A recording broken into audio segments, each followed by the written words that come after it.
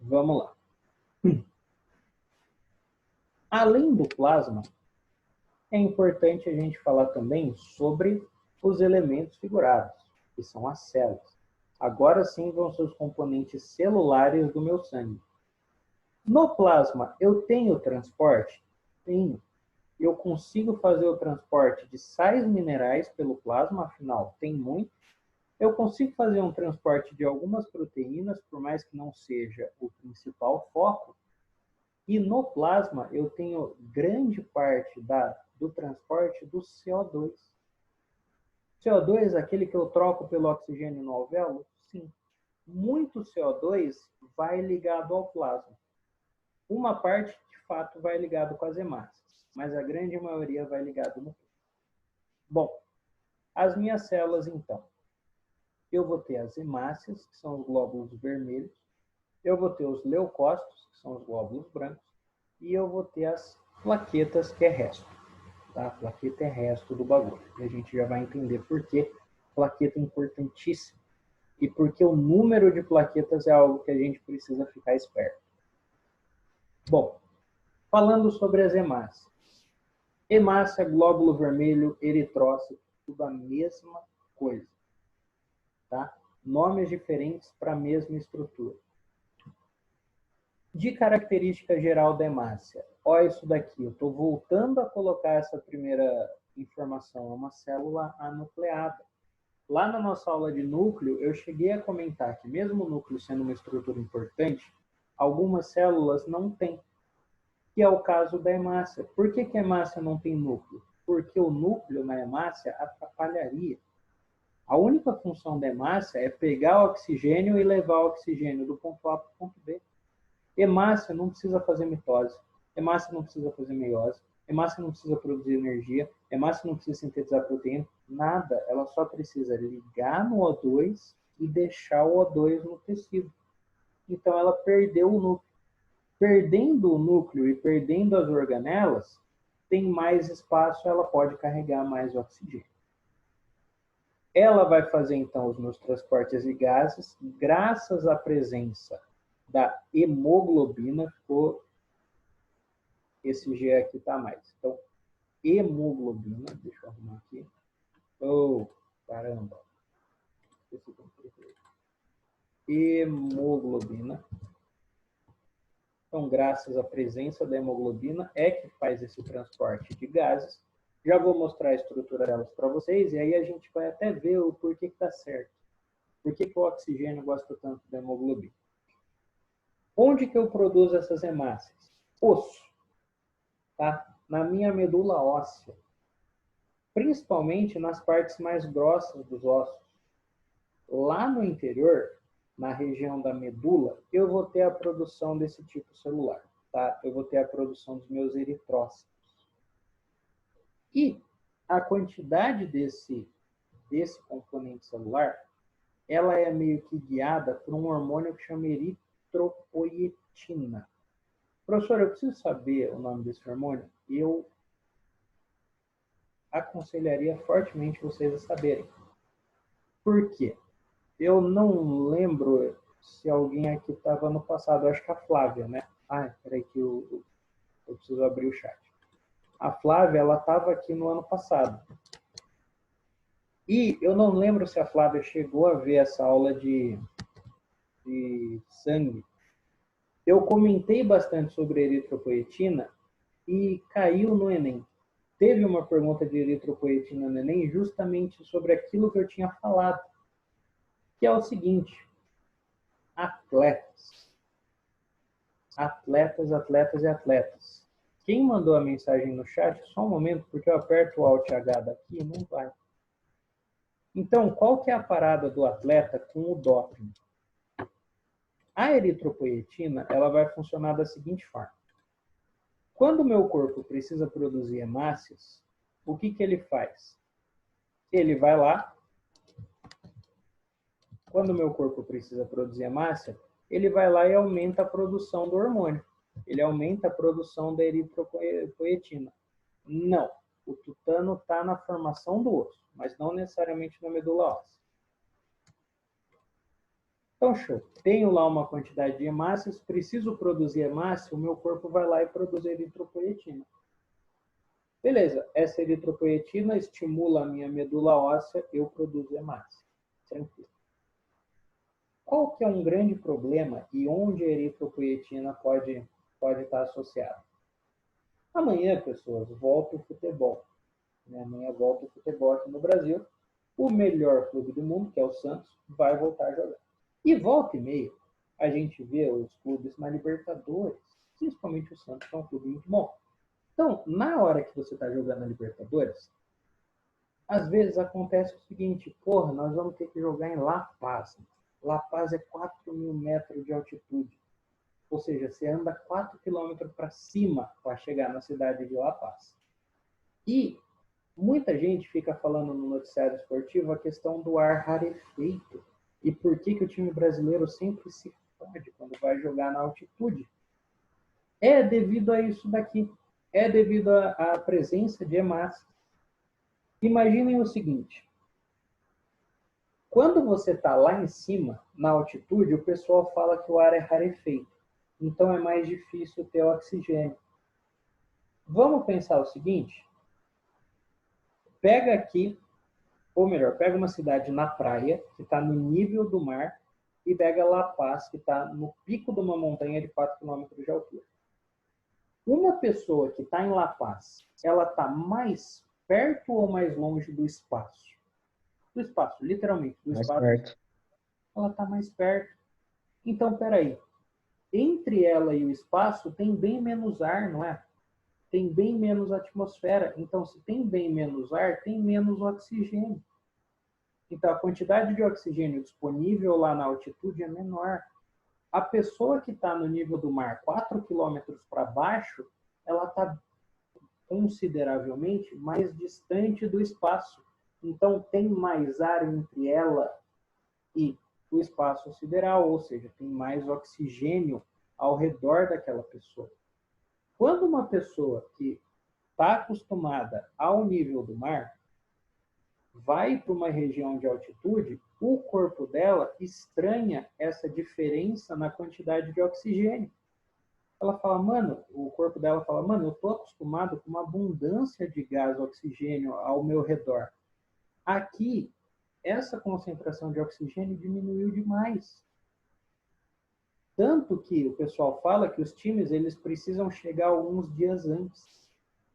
Porque conforme você fica nessa situação, o seu organismo responde e começa a produzir mais hemácias. Aumenta a produção de eritropoetina, aumenta a sua quantidade de hemácias, e aí, depois de um tempo na altitude, você se acostuma. Você se acostuma a ter aquela quantidade de oxigênio mais baixa. Como? Produzindo mais hemácia. Agora que você tem mais hemácia, você vai conseguir pegar muito mais daquele oxigênio que está raro. Então, a sua obtenção de oxigênio vai ser maior. Aqui embaixo, no nível do mar, você não precisa se preocupar com isso. O oxigênio é o que não falta. Então, vou dizer entre aspas, qualquer número de hemácias que eu tiver, vai dar bom. Por quê? Tem oxigênio que sobra.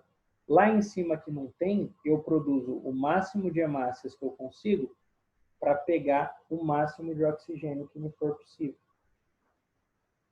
Sabendo disso, você tem toda uma discussão lá no meio do esporte se seria justo ou não, porque a pessoa que já está acostumada com essa condição se dá melhor, né? Tanto que os esportistas na altitude saem melhor que os brasileiros, os times brasileiros que vão em La Paz geralmente tomam ferro. E aí, um pessoal começou a usar isso de um outro jeito. Que é o seguinte, quando eu volto para o nível do mar, o meu organismo entende que não precisa mais lutar por oxigênio e abaixa a produção de eritropoetina. Então, minha quantidade de hemácias volta ao normal. O pessoal começou a usar essa eritropoetina como doping.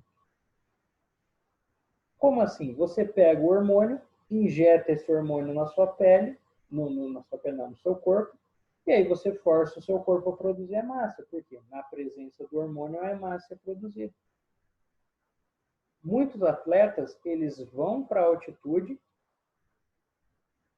O que é o composto da medula? Como assim, Mariana?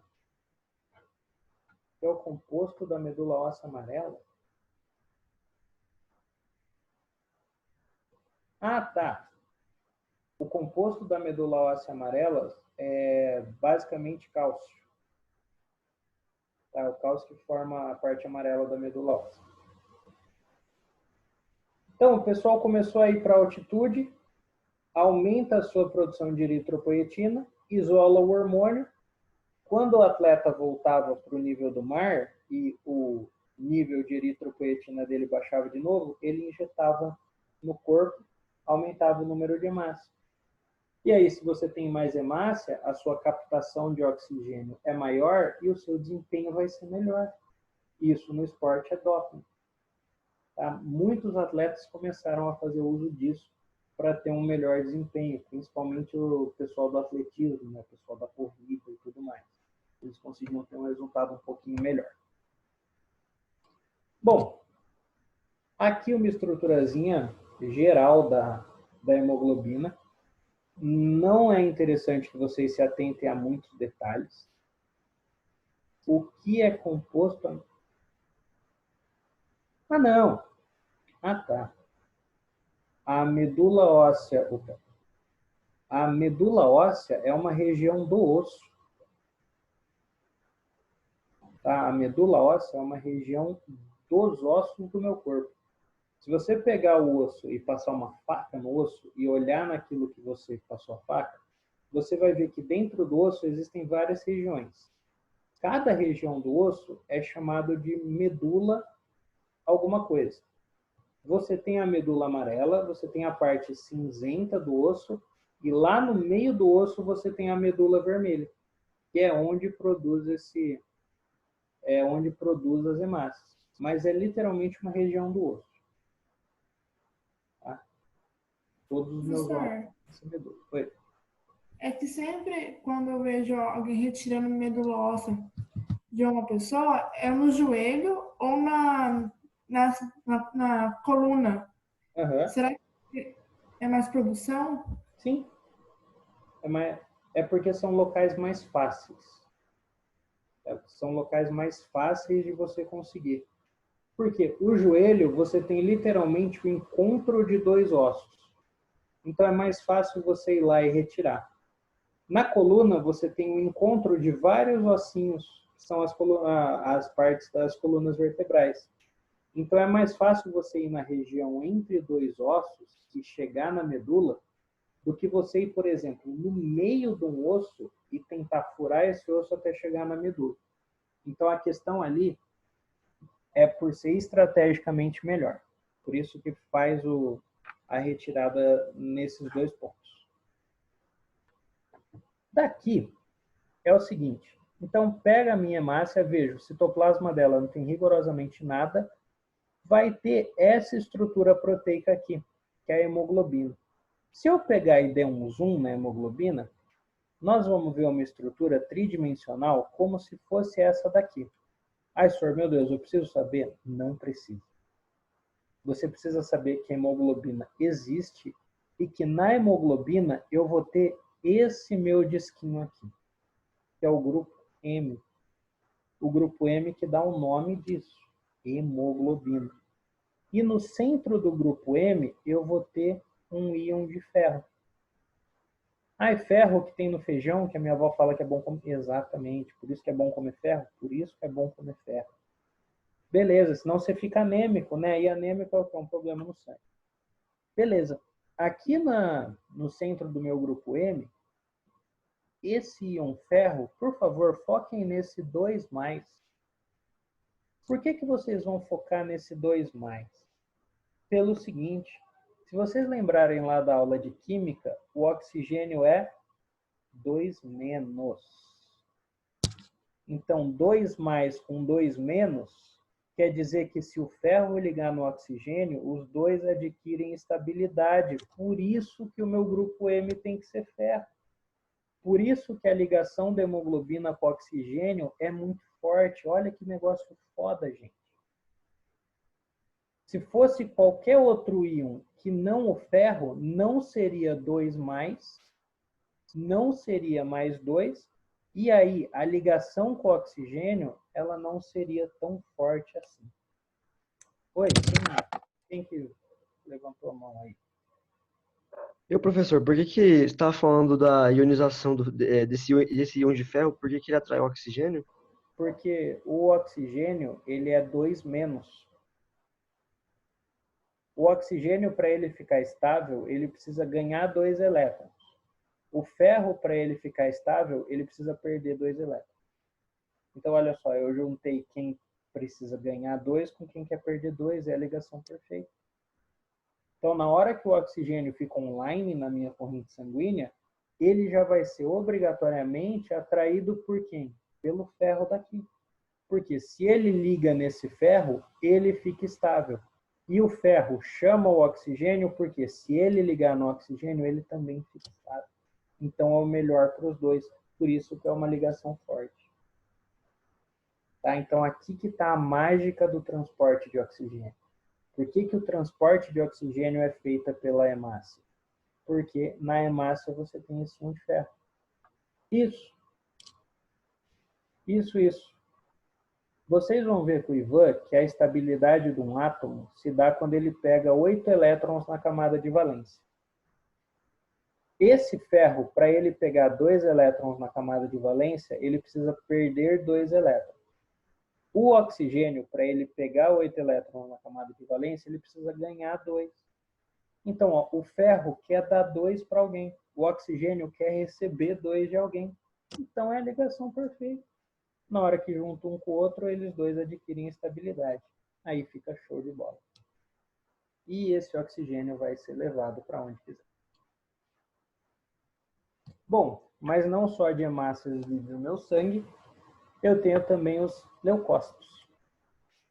Os leucócitos vão ser as células de defesa do meu corpo, os tais dos glóbulos brancos, tá? A cavalaria, né? O pessoal que vai chegar e vai de fato me proteger. Aqui a gente pode voltar a falar um pouquinho daquela nossa aula de genética do sistema sanguíneo, né? A questão do sistema CA, CB, CO, CAB. Por que dá rolo? Por que dá rolo? Porque no meu sangue tem isso aqui, ó. Junto com essa hemácia aqui, que na parede da hemácia vai ter a proteína A, vai ter a proteína B, não vai ter proteína nenhuma, do lado dessa célula aqui, vai ter uma célula dessa. Uma célula dessa que vai estar acostumada à proteína da hemácia. E que o único motivo de vida dessas células aqui é o seguinte: vamos descer o pau no que for estranho. Tá? Isso é aquele princípio da transfusão. É para você não mexer com essas células sanguíneas aqui. Muito bem. Para falar dos leucócitos, a gente precisa entender uma coisa, que se vocês não memorizarem, não vai ter tanto problema assim. Que é a divisão dos leucócitos. Eu tenho 5 tipos. Aqui no ensino médio, a gente tem 5 tipos. Depois esses 5 viram 12. Mas ainda bem que para nós a gente vai ficar com 5.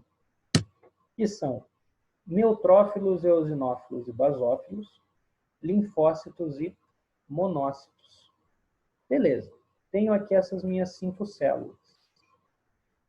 O que vai diferenciar uma da outra? Primeiro, olha o núcleo. O núcleo desses dois aqui é como se fosse uma bola só. É uma região só. Enquanto que o núcleo dos outros eu consigo ver regiões diferentes. Então, tudo isso daqui é o núcleo, mas ó, eu tenho um pedacinho do núcleo aqui e um pedacinho do núcleo aqui. No eosinófilo, eu tenho um pedacinho do núcleo mais para cá, e aí eu vou ter um outro pedacinho do núcleo mais para cá. No neutrófilo, eu vou ter esse núcleo dividido em 3 porções. Então, a diferença anatômica do núcleo é algo importante. E a outra diferença é a questão dos grânulos. Um linfócito e um monócito, eles são células que, se você olhar no microscópio, elas têm uma aparência lisa. Daqui a pouco eu vou mostrar uma foto para vocês, vocês vão entender o que eu estou falando. Eles têm uma aparência lisa. Enquanto que os granulócitos vai parecer que tem um monte de pontinho dentro da célula. Esses pontinhos dentro da célula vão ser esses grânulos que vão ajudar um pouquinho na função que eles vão ter. Seguinte, para que vai servir essas coisas? Para a defesa do meu corpo. Só que a defesa do meu corpo, ela tem 3 estágios. A defesa do meu corpo, a primeira parte da defesa do meu corpo é feita pela imunoglobulina, que fica no plasma. A imunoglobulina, ela faz o quê? Ela vai ficar checando se tem algum problema no meu corpo, se tem alguma coisa estranha. Então tá lá, tá circulando, beleza? Opa, achou um elemento estranho. Uma bactéria, por exemplo. Na hora que ela acha um elemento estranho, essa minha imunoglobulina manda um sinal. Então essa é a primeira linha de defesa do meu corpo. Depois disso daí, o que vai acontecer? Vai ser ativada essa célula aqui, que é o linfócito. O linfócito, ele tem como função produzir anticorpos. A gente não pode confundir anticorpo com célula de defesa. O anticorpo, o que ele vai fazer? Ele vai na direção da onde a imunoglobulina mandou o aviso, vai na direção da onde está aquela bactéria e ele tenta neutralizar aquela bactéria. Tá? Não tenta destruir, ele só tenta neutralizar. Como assim?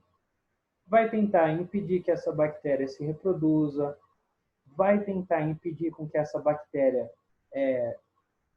caia de novo na circulação, vai tentar literalmente segurar aquela bactéria do jeito que ela está.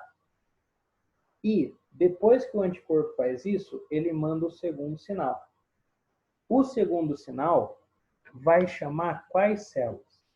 Vai chamar os monócitos, os neutrófilos e os eosinófilos. Hora que essas 3 células recebem o sinal do anticorpo, eles vão em direção à bactéria e aí sim destroem a bactéria. Aí é o terceiro ponto da minha resposta imune. Então a imunoglobulina vai lá, encontra alguma coisa estranha, manda um sinal. O linfócito recebe esse sinal, manda um anticorpo, que vai lá e neutraliza aquele meu elemento estranho. Depois que ele neutralizou, aí eles mandam a chamada, mandam um sinal, e aí essas minhas células de defesa vão lá e destroem aquele anticorpo.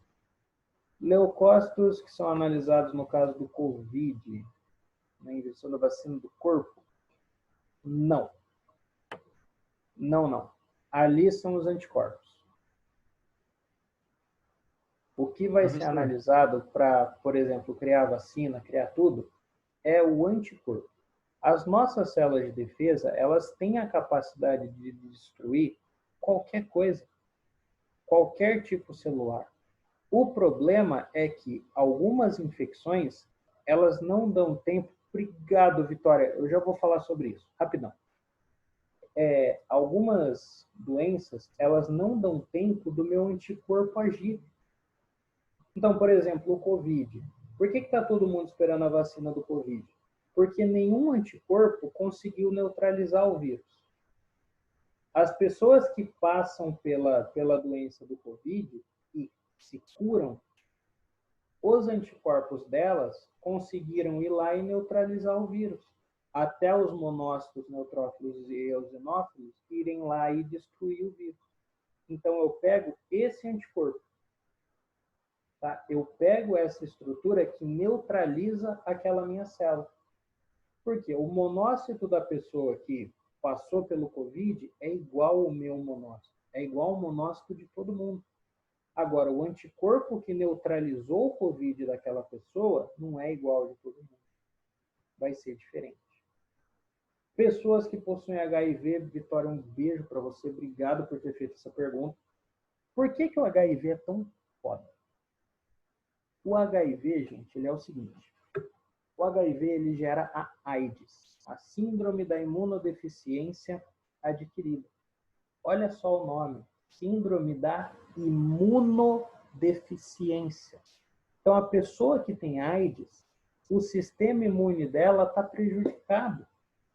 O sistema imune dela está prejudicado. A resposta imune daquela pessoa aos elementos estranhos está prejudicada. Sabe por quê? Porque o vírus da AIDS, ele vai se alojar, sabe onde no meu corpo? Ele vai se alojar no meu sistema linfóide. O meu sistema linfóide é o que produz o linfócito. Então, olha só, o vírus da AIDS, ele vai acabar com a minha produção de linfócito. Se ele acaba com a minha produção de linfócito, ele acaba com a minha produção de quê? Anticorpo. Então, a minha resposta imune, ela fica muito prejudicada. Ela fica a cargo de quem? Da imunoglobulina. Só que, peraí, na hora que a imunoglobulina manda o sinal, quem era para receber esse sinal? Anticorpo. Eu tenho pouco anticorpo, porque o vírus da AIDS está acabando com as minhas células que produzem esse anticorpo. Então, a pessoa com HIV, ela tem a imunidade baixa, por quê? Porque o vírus está arrebentando o anticorpo dela. Aqui vale a pena a gente fazer uma analogia com uma arma. Por mais que a arma, né, seja uma parada meio escrota, mas vamos imaginar o seguinte. A bactéria, o meu patógeno, ele é uma... Tá? Ele está lá para mim. E eu quero acabar com esse meu patógeno fazendo o quê? Metendo bala nele. Tá? Sentando azeitona, dando pipoco nele até não poder mais. A bala é o quê? É o meu anticorpo. Beleza. Então, no geral, o que acontece? Ah, eu quero acabar com aquela bactéria, eu vou lá e eu atiro nela. Tranquilo. O que a grande maioria das doenças tenta fazer? A grande maioria das doenças tenta destruir a minha bala. O vírus da AIDS, ele é tão filho da puta que ele faz o quê? Ele destrói a minha arma. E aí, destruindo a arma, a minha bala se torna ineficiente. Não tem como mais aquela minha bala ser efetiva. Esse é o grande problema da AIDS. Na hora que ele ataca essas células aqui, ele ferra toda a minha resposta imune. Toda a minha resposta imune fica prejudicada. Tranquilo? Então, primeira linha da resposta, aquela imunoglobulina do plasma. A imunoglobulina do plasma manda um salve para o linfócito que produz anticorpo. O anticorpo chega lá, neutraliza o invasor, manda um salve para os neutrófilos, eosinófilos e monócitos. Aí, na hora que esses três chegam lá, eles vão lá e destroem aquele invasor. Senhor, por que você não falou do basófilo? Porque o basófilo, ele atua em um negocinho um pouco diferente. O basófilo, ele não é eficiente contra parasitas. Tá? O mais eficiente de todos contra parasitas é o eosinófilo. Então, quando você vai fazer um exame de sangue e o seu médico vê uma quantidade muito alta de eosinófilos, ele provavelmente vai virar para você e falar: você está com alguma parasitose. Quando o seu médico vê o seu exame de sangue e ele vê uma quantidade excessiva de basófilos, ele vai falar para você o seguinte: você está com alergia. Tá? Os basófilos, eles são importantes para a resposta à alergia. A alergia não é causada propriamente por um parasita, né? Não existe uma bactéria da alergia, nenhum vírus. A alergia é um estado do corpo pelo quê? Pelo excesso de poeira. Né? Entrou a poeira no seu organismo. E aí o basófilo vai lá e combate o que te causa alergia. Tá? Então, neutrófilos, eosinófilos e monócitos fagocitam, eles destroem vírus, bactérias e parasitas.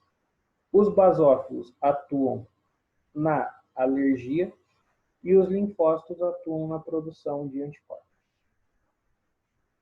Por incrível que pareça, quase sempre na biologia, quando a gente mostra um esqueminha assim e a gente tenta ir para a vida real, é sempre uma merda, né? A gente fala: nossa, não tem nada a ver com o esquema. Mas os glóbulos brancos, eles são muito parecidos com o esqueminha. Então, aqui está uma foto de uma amostra de sangue. E aí vocês percebam, ó, todas essas... Isso, fagocitose é um englobamento. Todas essas células aqui são hemácias. Olha o que tem no meio da hemácia. Olha os mastodontes Nossa, que não tem tem aqui. nada a ver. Hã? Tem nada a ver com o esqueminha, é muito diferente. Ô, louco, olha aqui. Por exemplo, ó, essa célula Não, mas daqui. semelhante sozinha. Essa célula daqui de cima. Opa, essa célula daqui de cima. Não, É isso daqui. é eosinófilo? É um eosinófilo. Vamos ver aqui. Ah, essa célula daqui de baixo, ó. Essa célula daqui. É um basófilo. Basófilo? Basófilo, ó. O núcleo é muito parecido.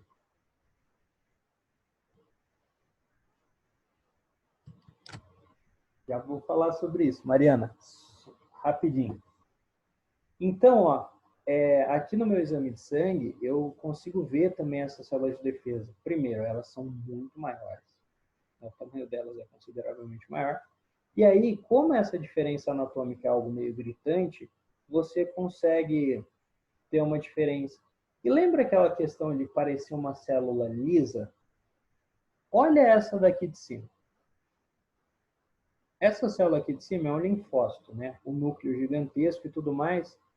Compara essa célula daqui com a célula que está aqui do lado.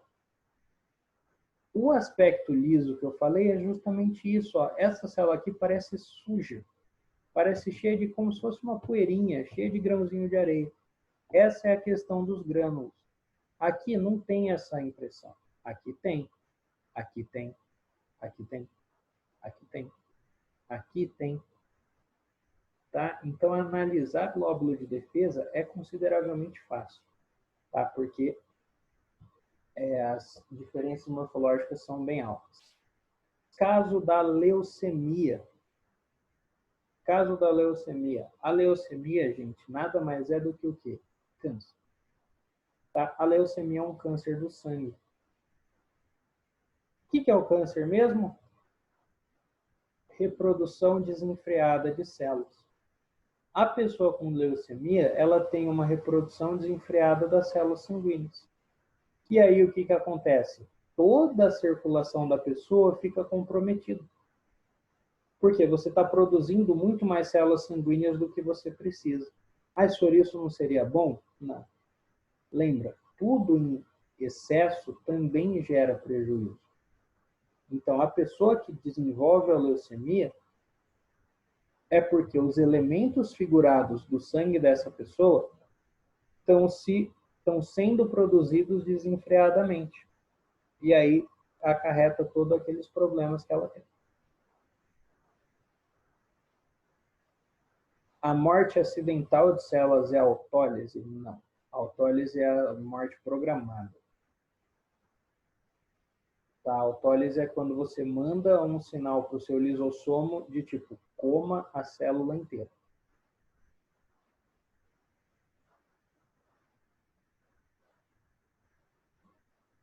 Beleza? E aí ficou faltando aqui o nosso último ponto, que são as plaquetas. Último, mas não menos importante, as plaquetas ou trombócitos. Cara, plaqueta é uma parada meio... que no começo a gente fala, nossa, que bizarro, que escroto, por que eu preciso ter isso? Por quê? Plaqueta não é célula. Plaqueta é o fragmento de uma célula. Então, existe uma célula na região da minha medula, e agora também estão conseguindo encontrar ela nas regiões do meu pulmão, que chama megacariócito. Sabe qual é a única função do megacariócito? Explodir. A hora que o megacariócito explode, os fragmentos do megacariócito formam as plaquetas que vão cair na minha circulação sanguínea. E aí, ó, as plaquetas a gente vê literalmente como um nada, né? Menor do que a hemácia, então se comparar com essas células, também fica de fácil distinção, ó, isso daqui é uma plaqueta, isso daqui é uma plaqueta, isso daqui é uma plaqueta. São restos celulares que vão estar na minha circulação. Por quê? Porque ó, elas vão atuar junto com o fibrinogênio, que é aquela outra proteína, na coagulação do meu sangue. E isso vai mostrar para nós por que o número delas precisa ser muito controlado. É o seguinte, ó, a coagulação sanguínea, Vamos começar analisando um caso. Megacariócitos, o nome da célula. Vamos imaginar aqui um vaso sanguíneo. E aí essa pessoa, ela teve uma lesão nesse vaso sanguíneo. Ou seja, abriu um buraquinho aqui. Abrindo um buraquinho aqui, o que vai acontecer? Pô, esse sangue vai começar a sair. E o sangue fora do vaso não faz sentido, né? O meu sangue ele precisa estar a todo momento dentro do vaso sanguíneo. Então, na hora que acontece a lesão, a pessoa começa a ter uma hemorragia. Claro, a gente considera a hemorragia uma perda excessiva de sangue. Mas, teoricamente, qualquer lesão de vaso que gera um derramamento de sangue é uma hemorragia. Então, beleza. Danifiquei aqui o meu vaso, ó. Estou perdendo sangue. Esse meu sangue está saindo daqui. O que o meu corpo precisa fazer? Meu corpo precisa fazer o seguinte: consertar o vaso. Vamos tampar o vaso e vamos arrumar o vaso de novo. Isso é a coagulação do sangue. Então, o que vai acontecer? Percebam, ó. Nesse meu sangue, eu tenho aqui as minhas hemácias, né, as minhas células vermelhinhas. Eu tenho aqui os meus glóbulos brancos e eu tenho essas minhas plaquetinhas que estão aqui. As plaquetas, o que elas vão fazer? Elas vão todas se direcionar para a minha lesão. Então, todas as plaquetas que passarem nessa minha região, elas vão em direção ao corte. E aí eu vou ter o quê? Eu vou ter essas minhas plaquetas se juntando. Olha só aqui. As plaquetas, elas começaram a se juntar na região do meu corte. Para quê? Para fechar o corte, ou seja, para fazer eu parar de perder sangue. Isso é um tampão plaquetário. Essa é a primeira etapa da coagulação sanguínea. Então, teve uma lesão, as plaquetas vão lá e param a hemorragia, literalmente se aglomerando na região daquela lesão. Agora, ó, o sangue não passa mais. Beleza, o sangue não passa mais. Esse meu tampão vai ficar assim para a vida inteira? Então, quer dizer que agora essas plaquetas vão estar aí o tempo todo? Não vão. Por quê? Depois que as plaquetas fecham essa região, eu vou ser cortado de novo, o link é o mesmo.